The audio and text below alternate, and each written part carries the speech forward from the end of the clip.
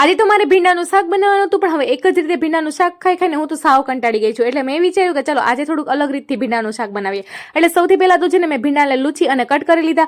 હવે અહીંયા છે ને શેકેલો ચણાનો લોટ મેં 3 ચમચી લઈ લીધો છે.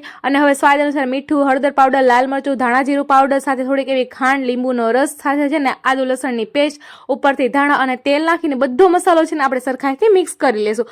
હવે આપણે બધા જે ભીંડા કટ કરીને રાખ્યા છે ને એને બધો સરખાઈથી ભરી લેવાના છે. હવે એક કડાઈમાં છે ને તેલ ગરમ કરવા મૂક્યું છે, એમાં જીરુંનો વઘાર કરી દીધો છે અને બધા ભીંડા આપણે છે ને જે ભરીને રાખ્યા છે એમાં નાખી દેશું અને ઉપરથી એક ટમેટું કટ કરીને નાખી દેશું અને બસ બધું સરખાઈથી મિક્સ કરી ઢાંકણ ઢાંકીને આપણે થોડીક વાર ભીંડાને ચડવા દેવાનો છે. અને હવે એમાં છે ને આપણે બધો વધેલો મસાલો છે ને જે એ ઉપરથી ઉમેરી દેશું અને દહીંમાં છે ને મેં ઘરના બધા બેઝિક મસાલામાં ઉમેરી દીધા છે અને બસ એ દહીંને આપણે નાખી થોડુંક એવું આપણે ગ્રેવી માટે પાણી નાખી દઈશું. બધું સરખાઈથી મિક્સ કરી અને પાછું ઢાંકણ ઢાંકી અને જ્યાં સુધી છે ને તેલ છૂટું ના પડે ને ત્યાં સુધી ચડવી લેવાનું છે. અને લ્યો આપણું સરસ મજાનું છે ને દહીંવાળા ભરેલા ભીંડાનું શાક તૈયાર થઈ ગયું. ઉપરથી ધાણાથી ગાર્નિશ કરી લેશું અને આપણી સરસ મજાની ડીશ તૈયાર થઈ ગઈ છે. અને આ રેસીપી એટલી મસ્ત બની હતી કે એકવાર તમે જરૂરથી ટ્રાય કરજો. જો રેસીપી પસંદ આવી હોય તો ચેનલને સબસ્ક્રાઇબ, વિડીયોને લાઈક.